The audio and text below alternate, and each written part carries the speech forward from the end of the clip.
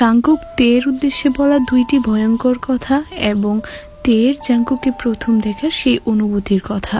Jungkook, B যদি মেয়ে হতো তাহলে ও যেই প্রান্তে জন্ম নিত না কেন আমি তাকেই বিয়ে করতাম। গ্রুপের সকল মেম্বার যদি আমাকে ইগনোর করে আমি তেমন খেয়াল করি না, কিন্তু বি যদি আমাকে ইগনোর করে আমি সহ্য করতে পারি না। বি, আমার কাছে জাংকুকের সবচেয়ে মুগ্ধ করার মতো ছিল আমি যখন জাংকুকের সাথে প্রথম দেখা করি তখন সে গানের ক্লাসে ছিল। আমি যখন রাতে ঘুমাতে যাচ্ছি তখন জাংকুক গানের ক্লাস থেকে ফেরত আসে আর সে তখন অনেক লাজুক ছিল। তারপর সে গোসল করতে যায় আর খুব লজ্জা পাচ্ছিল। বাকি মেম্বাররা ঘুমিয়ে পড়ে। শিউলে সে অনেক অনেক লাজুক ছিল, কিন্তু এখন আর সে আগের মতো নেই। এখন সে সব ভাইদের উপরে রাজত্ব করে।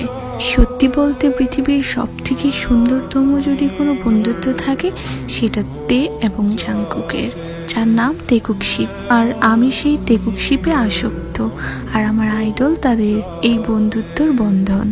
দোয়া করি তারা যেন সবসময় এরকমই থাকে।